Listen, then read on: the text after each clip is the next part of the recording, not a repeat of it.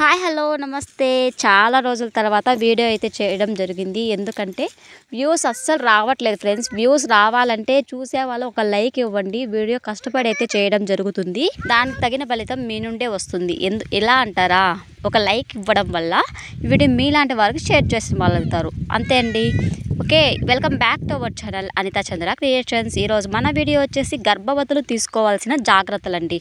ఇక్కడ చూడండి ఫ్రెండ్స్, ఎక్కువ బరువులు అనేవి ఎత్తకూడదు. గర్భం దాల్చిన తర్వాత మన కడుపులో ఒక బేబీ అనేది డెవలప్ అవుతుంది. దానికి తగినట్టుగా మనం జాగ్రత్తలు అయితే తీసుకోవాలి. వాటిలో ఫస్ట్ వన్, ఎక్కువ బరువులు అనేవి ఎత్తకూడదు. ఎక్కువ బరువులు ఎత్తడం వల్ల ఆ ప్రెజర్ అనేది బేబీ మీద పడి మనకి అబార్షన్ అయ్యే ఛాన్సెస్ అనేవి ఎక్కువగా ఉంటాయండి. అందువల్ల మనము బరువులు అనేది ఎత్తకుండా అవాయిడ్ చేయాలి త్రూ అవుట్ ప్రెగ్నెన్సీలో కూడా. ఓకేనా. నెక్స్ట్ వన్, దూరపు ప్రయాణాలు చేయకూడదు. ఎక్కువ దూరం ప్రయాణాలు చేయడం వల్ల మనము బాగా అలసిపోతాము. అలాగే స్పీడ్ బ్రేకర్స్ ఉంటాయి కాబట్టి వాటిల్లో మనము ఎత్తి వేస్తుంది కదా, ఆ విధంగా వేయడం వల్ల మనకి అబార్షన్ ఛాన్సెస్ అనేవి ఉంటాయి. అలాగే బేబీకి కూడా అంగవైకల్యంగా పుట్టే ఛాన్సెస్ అనేవి ఎక్కువగా ఉంటాయండి. అందువల్ల మనము త్రూఅవుట్ ప్రెగ్నెన్సీలో కూడా అస్సలు ప్రయాణాలు అనేవి, దూరపు ప్రయాణాలు అస్సలు చేయకూడదు. అట్లీస్ట్ 1 కిలోమీటర్ 2 కిలోమీటర్స్ అలాంటివి అయితే చేస్తే ఏం ప్రాబ్లం ఉండదు. కానీ ఎక్కువ దూరపు ప్రయాణాలు అనేవి చేయకూడదు. అలాంటివి ఏమన్నా ఉంటే వాయిదా మాత్రం వేసుకోవాల్సింది. ఓకేనా. నెక్స్ట్ వన్ చూసుకున్నట్లయితే, హీట్ చేసే వస్తువులు అనేవి తినకూడదు. వాటిల్లో ఫస్ట్ వన్ వచ్చేసి నువ్వులు అనమాట. ఈ నువ్వులు తినడం వల్ల మన బాడీ బాగా హీట్ చేస్తుంది. అప్పుడు మనకి అబార్షన్ ఛాన్స్ ఎక్కువగా ఉంటుందండి. అందువల్ల హీట్ చేసే వస్తువులు అనేవి దూరం పెట్టడం మంచిది.